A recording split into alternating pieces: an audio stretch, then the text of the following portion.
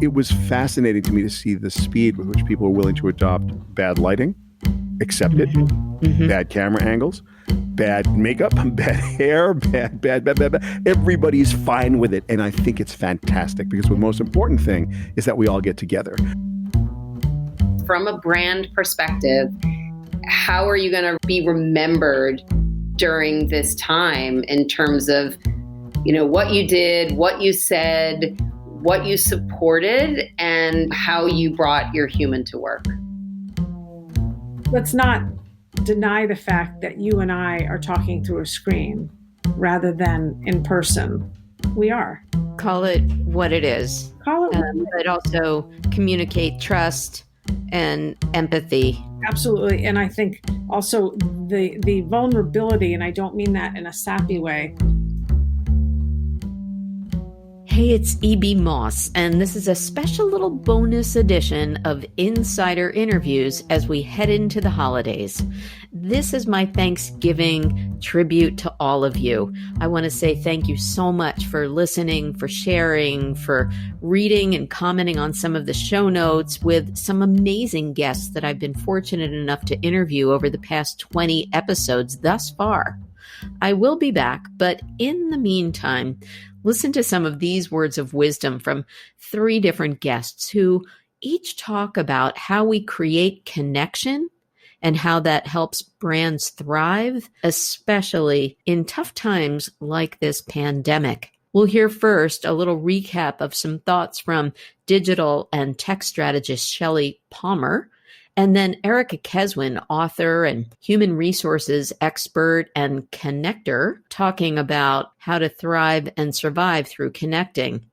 And then one of the rock stars of human evangelism is Claude Silver. She's the Chief Heart Officer, very aptly named Chief Heart Officer of VaynerMedia. So I hope you enjoy listening to some of their comments again and that you'll catch up on all 20 episodes of Insider Interviews as I catch up on a little bit of sleep over the next couple of weeks. Thanks again for listening.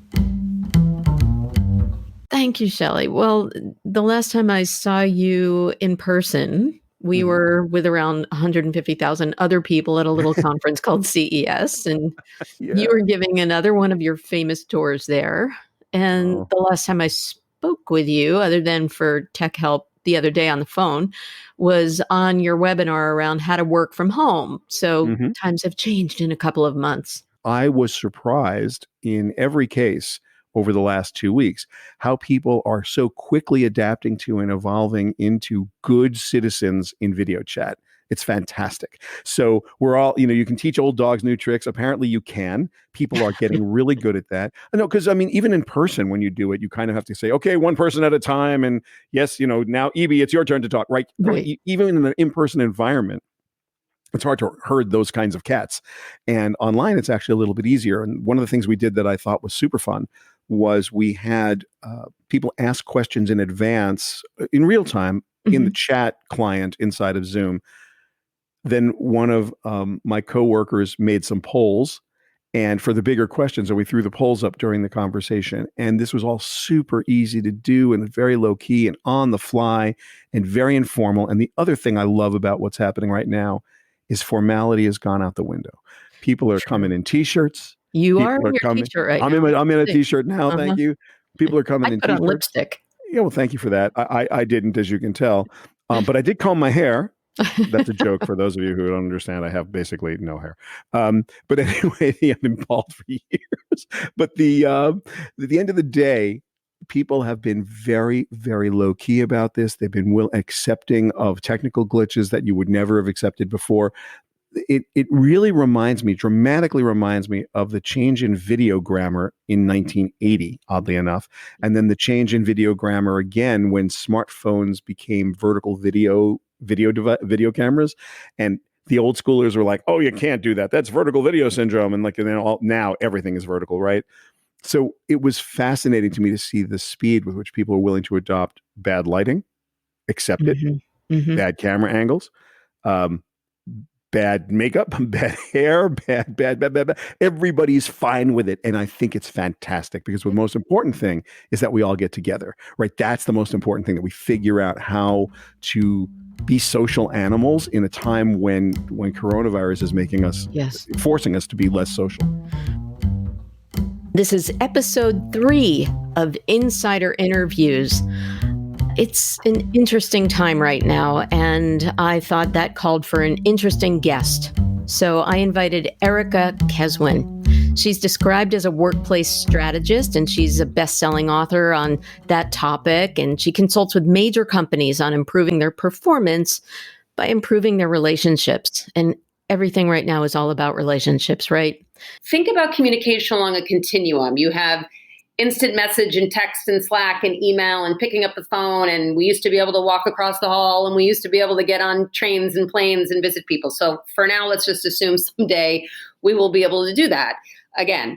What I see from a societal perspective is that many of us are defaulting to that technological end of the spectrum. And what I would urge you to do, especially, we're in the midst of this, COVID-19 quarantine, how can you, to your earlier question, honor relationships across all of these mediums? And if you're having a customer who hasn't really been in touch or seems off, or an employee, don't send the text.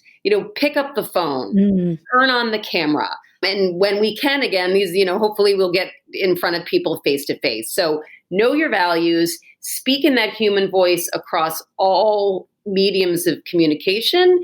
And then the third thing is, if we agree that left to our own devices, we're not doing this, what are some companies doing in terms of developing protocols to ensure that to the best of their abilities, they are honoring relationships? How can we leverage technology right now so that we keep our cortisol in check, so that we maintain the health of our organizations and us as humans?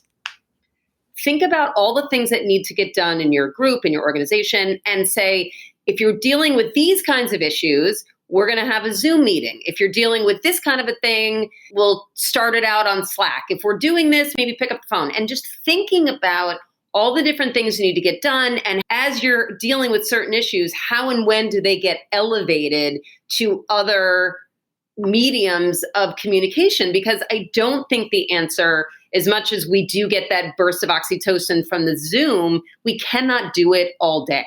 I would also urge everybody, especially if you're running the meeting, to make sure that you say to your people, you need to take some time to turn it off. You need to take some time for self-care right now. So important. Getting all the work done, but making sure that pushing people, because people are stressed. They think they're going to be the next one to lose their job. And so it really is up to the leaders to model and to push people to make sure that they're taking care of themselves. I guess the last thing I would just say is, from a brand perspective, how are you going to be remembered during this time in terms of, what you did, what you said, what you supported, and how you brought your human to work? Claude, you get your own custom open by me. You ready? It's from Damn Yankees. Somebody must have sung this to you before, but you gotta have heart, miles and miles and miles of heart. Bravo. Bravo. Thank you. Thank you. Thank you very much. I'm honored. I'm blushing. So am I.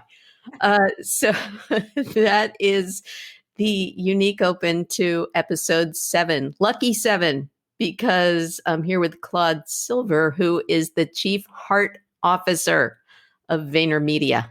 Get it, everybody? Okay. Claude is an evangelist of courageous conversations, so that was very appropriate for me to just sing cold. Given the fact that like a key KPI for you is retention, if you ever did leave, this is what you would have on your resume.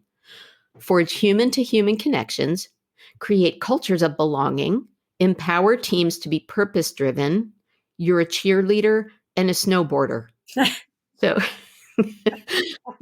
I want that kind of resume. Mic drop. Can you tell us in more conversational terms what that means about what you do? Yes, absolutely. I believe in people. I really, really do. And I think that pretty much anything is accomplishable with vulnerability, with people showing up to be big and authentic in conversations, to greeting one another, both ways on a bridge, not building walls, but really finding ways to bond with one another and connect. I made a pivot in my career when I was 45, 46. I mean, Gary hired me as a client service strategist. He brought me over from London. I ran the Unilever team here. And then I said, I'm done with advertising. Thank you so much. I'm no longer interested in selling a product. You're great. This is a great place. But I'm done. And I pivoted into being 100,000% in the people space. And I happened to have gotten very lucky that he already knew me and trusted me to give me this role. However, what I will say is we all know that when you get to that place in your life where you just can't do that anymore, I do believe when you hit the bottom like that and your soul kind of dies in a way, that's when you start. That's when you figure out what is it that really is going to light you up and where can you do that? Yes. Now, today's a different age and I understand, we're in COVID and we're all lucky that we have jobs right now. Assuming that we can all pivot and find a way to survive and thrive in this environment. So how is it steering the human ship of 850 something people from a cabin in the Poconos? It's not too bad. The screen, when you're on a screen, everyone has the same size square. And so for someone like me who likes to believe that we're all very similar, it has leveled the playing field. And I definitely think that while we have to work a little bit harder to create this connection, we're all looking at each other. And sure, if we were in the physical room with one another, it'd be different. I'd feel your vibe. I'd see your body language. But I'd still see that person was fidgety or nervous or whatnot. Now we're looking at each other. The vulnerability of being invited into each other's house and room is something that we had to get over pretty damn quickly. Yes, please don't judge all the pictures on my refrigerator that I know you can see. And I love them, actually. I love the shelves. So me continuing to show up and do what it is I do, which my job description continues to be touch every single employee and infuse the agency with empathy, is me showing up and me being fully present on these Zooms and Hangouts and being of service in the exact way I would be of service if we were together physically. As a strategist, what do you think brands should be doing? And what kind of approach do you see them taking in advertising now? Mm-hmm. Okay, great question. So on one hand, I do think that brands have a very big responsibility to be as authentic as possible today and not try to pull the wool over anyone's eyes because, by the way, we are all reading the same news. We are all in the same climate. We're in a sea of sameness right now, right? I don't know if it's Friday or Tuesday or Monday today, right? And nor do you. I'm wearing the same sweatshirt that, I would have worn last week had we done this. There's a level playing field and we're all in this world together. So don't try to fluff that we're not. That's the first thing. And I would also say there's something about the human spirit that, we are resilient people. We are resilient animals. And we will get through this. And so I don't think we need to be cotton candy and ooey gooey. But I also don't think we need to be showing things that are not attainable today. For example, if I was an alcohol brand, I don't think I should be showing adverts of people going into bars today because that's not happening. And by the way, we all long for that. So we are social animals. We all crave to go sit down at your favorite restaurant and order that glass of Chardonnay or Pinot Noir. And that's not happening. Right? I know we're both. Oh. How many more ways can I make chicken? I don't know. I'm out of ways. So let's get real about that. I think that there's the resiliency, there's the authenticity. I think there's fine to have a little bit of levity, which we see in these memes on Instagram and everywhere. The user-generated content that you see, that's the real deal. It's like, me going to the refrigerator 20 times in 1 hour because it's there. Those are things that I think they capture human emotion, and that's what it's about. And by the way, that's what it's always been about. However, I think in times of, 8 years ago, and, brands wanted to give that consumer peace of mind. You buy this and your worries go away. The laundry is done. I don't believe that's where we are today. The peace of mind you can give me is telling me that it's safe to go back into Manhattan. I can bring my 18-month child into Manhattan. I can go back to work. And that's just not something you can tell me, Mr. or Mrs. Brand. Yes. So are there cause-oriented things that every single brand should be doing now? I don't know. I don't know if every single person needs to hop on that same bandwagon. I would like to think every single brand would be mindful of the fact that we are all in this world together, and we all know that we're all going to be needing face masks. We have frontline workers that are in need of help right now. Let's not deny what is happening. But I think that there are other ways to hit human beings right now than all of us doing the same pulling on heartstrings type of work.